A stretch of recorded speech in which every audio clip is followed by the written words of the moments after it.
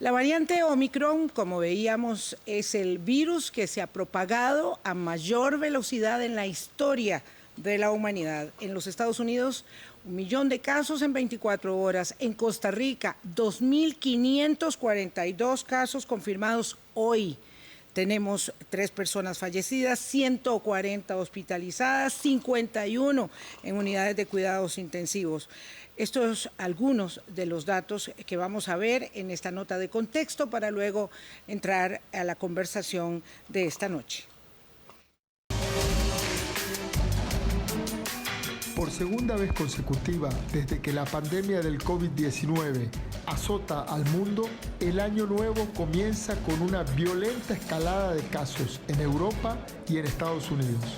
La altísima contagiosidad de la variante Omicron provoca que los casos confirmados se y todas las alarmas suenen a la vez. Estados Unidos ha batido otro récord mundial de COVID-19, esta vez con más de 1 millón de contagios en un día, un repunte causado por la variante Omicron y que los expertos opinan afectará sobre todo a los no vacunados. Tenemos estas dos vías, las de los no vacunados y las de los vacunados. Y los no vacunados son los que nos frenan en términos de seguir preocupándonos por la capacidad hospitalaria. Con casi el doble de casos que hace tan solo 4 días, este aumento podría explicarse con las largas colas de estadounidenses para hacerse pruebas de detección con motivo de las festividades navideñas. Y a pesar de que el Ejecutivo estadounidense ha descartado otro confinamiento, sí se están planteando otras medidas, como la vacunación de refuerzo para adolescentes de 12 a 15 años, aprobada recientemente por la FDA debido a la alta incidencia del virus entre menores. Estamos viendo niños que llegan con los síntomas clásicos de insuficiencia respiratoria, que necesitan oxígeno o máquinas para respirar, como ventiladores. Muchos requieren atención en la UCI, algo muy parecido a lo que hemos visto durante toda la pandemia, solo que ahora estamos viendo mucho más. Con un alto índice de casos en diferentes países de la región, el continente americano ha entrado en 2022 con 102 millones de contagios, un número que todavía podría ir al alza. Según datos de la Universidad Johns Hopkins, este lunes 3 de enero, Estados Unidos rompió un récord mundial al registrar más de 1 millón de nuevos casos de COVID en solo 24 horas. Científicos de todo el mundo coinciden en que Omicron es el virus más explosivo y de más rápida propagación en la historia de la humanidad. Un mes después de que fue detectado por primera vez en Sudáfrica, se expandió a tal velocidad que ya es la variante dominante en todo el mundo y contagia incluso a las personas con esquemas de vacunación completo. En Costa Rica, el último reporte del Ministerio de Salud revela que el año inició con un aumento del 167% en la cantidad de casos. Sin embargo, hay una disminución del 36% en la cantidad de fallecidos entre la última semana del 2021 y la primera semana del 2022. Con estos datos, las proyecciones sanitarias indican que en las próximas 2 semanas la cantidad de nuevos casos diarios podría llegar en Costa Rica a 4.000 nuevos contagios por día. Surgen entonces las preguntas: ¿podría Omicron saturar los hospitales? ¿Qué diferencia esta variante de las anteriores? ¿Y cuán mortal es?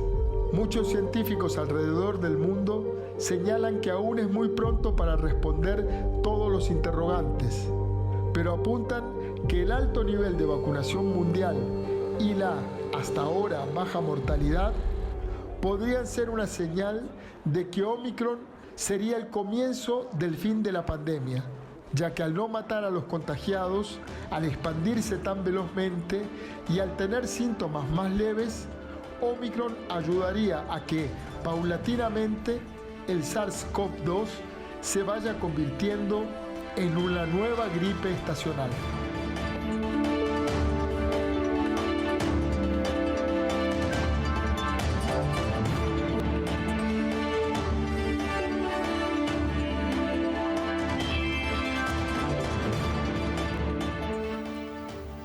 para poder interpretar los datos y esta cambiante realidad, invitamos a Juan, epidemiólogo de la Universidad Nacional. Muchísimas gracias por aceptar nuestra invitación, Juan José. Te lanzo la primera. Estamos de verdad alucinando.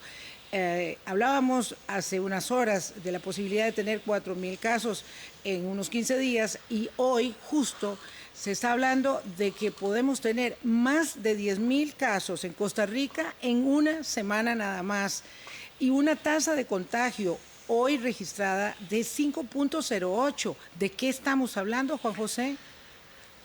Bueno, tal y como lo decía don Ernesto, en el reportaje que presentaba al inicio, estamos en presencia de la versión de un virus más contagiosa en toda la historia de la humanidad, por encima del sarampión, que era el que se conocía previamente, que tenía una tasa de reproducción de 18. Este lo está excediendo.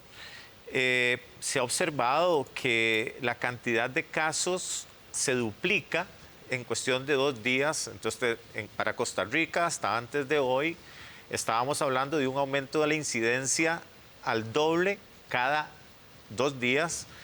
Y si lo vemos ahorita, es altamente probable que la próxima semana ya estemos por aproximadamente 5 o 6.000 casos diarios. Es una probabilidad, no es un número exacto, pero por la forma en la que se ha venido dando el comportamiento de este virus en otras latitudes, especialmente en el hemisferio norte, con un incremento exponencial que inclusive nos hablaba don Ernesto para el 3 de enero, más de 1 millón de casos en Estados Unidos.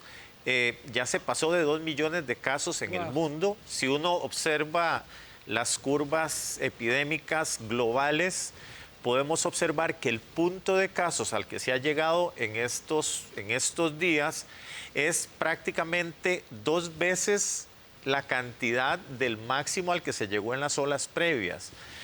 Claro, lo ha hecho muy rápidamente. Entonces, lo que se espera, como suele suceder, es que al haber tantas personas contagiadas en tan corto tiempo, la cantidad de personas susceptibles también baja y por eso es que se espera que sea una ola, por lo que se ha visto, por ejemplo, en Sudáfrica, que es una ola que ha durado aproximadamente 5 semanas porque rápidamente subió, rápidamente bajó. Hay varios países de Europa que también están experimentando este comportamiento. Podría ser que Costa Rica también tenga ese comportamiento, pero tenemos que ver que quizás aquí la cosa es que no tenemos que fijarnos solo en la cantidad de contagios, sino en el efecto que esto tiene, que es en las hospitalizaciones. Don Juan José Romero, este es un programa electoral, estamos en la campaña, falta un mes. Usted acaba de mencionar que en Sudáfrica tardó 4 o 5 semanas esta ola. Viendo las fechas, el día que vayamos a votar, el 6 de febrero, estaremos probablemente viendo los efectos de este crecimiento tan alto en los contagios, los efectos en hospitalizaciones y casos graves, don Juan José. Estamos hablando de poniendo la mira en 4 semanas adelante. Sí, es altamente probable que para el 6 de febrero estemos todavía en una parte, no voy a decir que alta de la ola, porque va a ser una ola muy alta en magnitud, aunque probablemente no sea tan amplia como las otras, especialmente pues la primera fue en el 2020, prácticamente que de junio a diciembre. Las otras se nos han hecho más cortas, pero aún así han tenido duraciones de 6, 8 semanas. Esta, digamos que puede ser un poco más corta, pero vamos a llegar muy probablemente al 6 de febrero con miles de casos, con varios miles de casos que estén reportados. Y aquí es algo que hay que tener cuidado. Hay que ver cuán bien nos va con la tasa de vacunación que tenemos, porque lo que se está viendo en el mundo es que esta variante envía al hospital aproximadamente al 1.52% de las personas diagnosticadas. Esto significa que eventualmente, al tener tan alta cantidad de casos, los hospitales van a estar recibiendo, digamos que unas 200 personas por cada 10.000 contagios. Esto al día. Ahora, ¿qué sucede? Que aparentemente duran poco en el hospital, la mayor cantidad de gente dura pocos días, salen bien, muy pocos van a la UCI. Sin embargo, estamos hablando de muchas personas al mismo tiempo ocupando servicios hospitalarios que podrían eventualmente, no digamos colapsar, pero sí saturar los servicios de salud. Y todo esto podría llevar a que el gobierno de la República tome algunas decisiones de tipo restrictivas que tengan afectación sobre el desarrollo de las elecciones. Precisamente, don José, hacia ese punto iba, con una tasa de hospitalización, decía usted que ronda el 1.52%, digamos, de las personas contagiadas. Pregunta uno, ¿será necesario abrir de nuevo el SEACO, que estuvo, digamos, de alguna manera paralizado, o cerrado en ese sentido? Y la segunda pregunta es, en términos del tiempo, así como sube, así baja, eso usted, se esperaría que la ola sería corta. ¿Cuáles serían los indicadores, digamos, que pudiese uno pensar de que serían, digamos, donde uno puede empezar a ver ya saliendo la suficiente cantidad de gente como para precisamente, digamos, disminuir más bien la posibilidad de incrementar las medidas restrictivas? Definitivamente aquí el termómetro lo marcan las hospitalizaciones. Si los contagios no se traducen en hospitalizaciones, muy probablemente el gobierno de la República vaya a mantener esa política de apertura que ha tenido hasta ahora con pocas restricciones. Ya hemos llegado a tener el sistema hospitalario con hasta 1.600, 1.700 y el resto de personas en un solo momento y con muchas personas en cuidados intensivos, poco más de 650 o algo así en los peores momentos.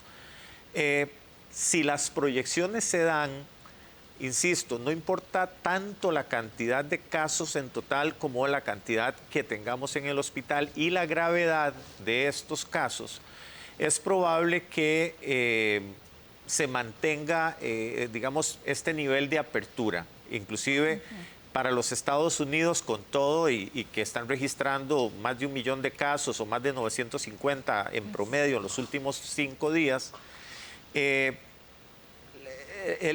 digamos, el mandato, o al menos la expectativa, es que los niños regresen a las clases de manera presencial, que se desarrollen las actividades de la mejor manera o de la mayor normalidad posible. Y yo creo que por ahí van, por lo menos hacia allá va Norteamérica, por ahí yo creo que quiere ir Costa Rica, que es diferente de lo que está haciendo Europa. En Europa sí tienden a ser bastante más agresivos con las medidas restrictivas y de hecho por eso hay campañas muy fuertes contra los no vacunados, hay campañas muy fuertes para la tercera vacuna e inclusive Israel ya comenzó con la 4ª vacuna. Juan José, qué dicha que tocas el tema de la educación, porque aunque estamos en clave electoral, evidentemente a esta hora de la noche muchos padres de familia están conectados con el Zoom y están haciéndose esta consideración respecto del inicio del curso lectivo el 17, pues por supuesto antes que la primera ronda electoral del 6 de febrero. Entonces, en la lógica argumentativa que estás haciendo, casa y trabajo ineludibles, y cuando digo trabajo me refiero al trabajo de los niños, que es acudir a los centros educativos. Tendremos que enfatizar mucho en esa ecuación de casa y trabajo en estas semanas por venir, para tratar, digamos, de contener de manera propia, personal, voluntaria, otro tipo de actividades y otro tipo de contactos, sobre todo viendo que estos índices de propagación pues tienen que ver evidentemente con nuestras fiestas de fin y principio de año. Sí, lo que sucede con el inicio del del ciclo lectivo para primaria y secundaria tiene mucho que ver con el momento, digamos, en el que Costa Rica estaba, porque vamos a ver, esta bomba nos vino a saltar esta semana, a pesar de que ya la esperábamos desde la semana pasada quienes estudiamos esto. Ahora, no la esperábamos de este tamaño. En realidad, curiosamente, en la mañana me decían, ¿y usted cuánto? Bueno, yo esperaría que la próxima semana en algún día estuviéramos cerca de 3.000 casos. Y me decían, ¿y tan rápido? Bueno, en realidad ahora la proyección es que eventualmente vamos a tener entre 5 y 6.000 casos en algún día de la próxima semana. Y eventualmente podríamos llegar a tener en cuestión de 3 semanas más de 10.000 casos. Ante una circunstancia como esta, la pregunta es, entonces, seguimos con las clases presenciales en el caso de los niños. Vamos a ver, lo que se propone es que sí, en el tanto los padres, los responsables estén vacunados y se sigan de manera muy estricta los protocolos que se tienen que seguir en la casa, en el transcurso hacia el centro educativo y en el centro educativo y también en el proceso de regreso. ¿Para qué? Para precisamente, siendo que los niños son los que no han sido vacunados, los menores de 12 años, y todavía están expuestos, porque de cualquier manera, si recibieran una vacuna, estarían recibiendo su primera dosis y estarían a 6 semanas de completar, perdón, a 3 o 4 semanas de completar su esquema, su primer esquema. Entonces, estaríamos llegándole un poquito tarde a esta ola. Entonces, hay que hacer mucho énfasis en el cumplimiento de los protocolos en todo lo extenso de la casa al centro educativo, como decía usted, Vilma. También, digamos, lo que es casa-trabajo, porque los adultos estamos dentro del rol del ciclo de transmisión de niños a adultos, de adultos a niños, y digamos que esta es una gran ecuación. Ahora, lo que estamos viendo hoy día son eventos, vamos a ver, es el producto de eventos de superpropagación, ¿verdad? Son reuniones familiares, son bailes, son fiestas, son corridas de toros, son peleas de gallos, son un montón de cosas que se dieron y que se han dado y que creo que van a seguirse dando porque alguna gente pareciera que cree que no estamos en pandemia. Sí, las fiestas de Palmares, por ejemplo, que ya están a la vuelta del camino. Don Juan José, no puedo evitar preguntarle su opinión sobre lo que están proponiendo los candidatos, ¿verdad? Porque no podemos desconectar. A ver, existía la posibilidad de que el mes de enero se hablara de otros temas en la campaña y no tanto de la pandemia, porque los números al cierre de diciembre parecían bastante favorables y daban la sensación de que ya había pasado la emergencia. Necesariamente en enero tendremos que hablar de política sanitaria, de atención de la emergencia sanitaria.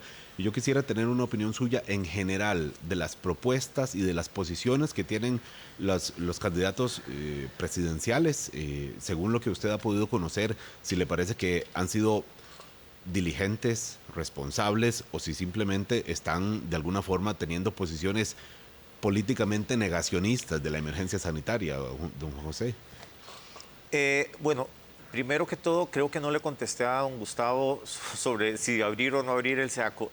Yo creo que eso lo va a decir el tenor de cómo se muevan las cosas respecto a las necesidades de ampliar o no ampliar y tener un centro especializado para los casos más severos. Ahora, con respecto a esto de las propuestas, yo creo, hasta donde yo he visto, que las propuestas, si bien es cierto que hemos tenido 2 años de emergencia sanitaria, las propuestas creo que, a no ser que, digamos, don Gustavo, que es especialista en el tema, me corrija, yo creo que se están quedando muy por encimita, claro, y no están yendo, digamos, a la profundidad. Mucho tiene que ver con cuestiones que la Caja de Seguro Social y que si el régimen de pensiones y cosas por el estilo.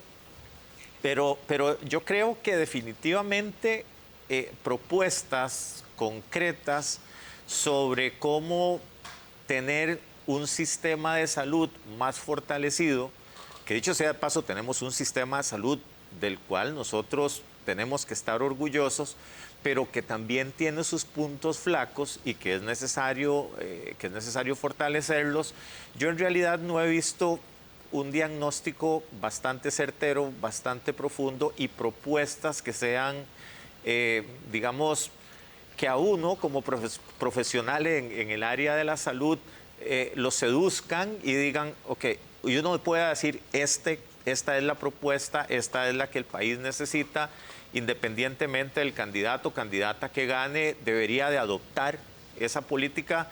En realidad yo no la logro encontrar. Creo que dentro de todo este mare magnum de candidaturas y de propuestas, el tema de la salud, tal vez estamos muy preocupados por la parte económica y otras cosas, pero el de la salud, máxime cuando vimos que la atención durante el 2020 solo costó medio punto del PIB. Entonces eso podría hacer ver como que no tiene tanto peso atender una pandemia de esta magnitud. Yo, a mi humilde entender, así lo veo. Juan José, muchísimas gracias por haber aceptado nuestra invitación. Es usted políticamente correcto en la última respuesta. Si quiere que se lo diga de manera más contundente, esa propuesta no la ha encontrado usted porque no está. Los candidatos prefieren pensar que este es un problema del gobierno actual y que en mayo las cosas eran distintas, pero como con las variantes de COVID no lo sabemos, sería bueno que pusieran la barba en remojo respecto de lo que está viviendo el mundo y todos los gobiernos democráticos o no respecto de esta pandemia. Gracias, Juan José, buenas noches. Vamos a pausa.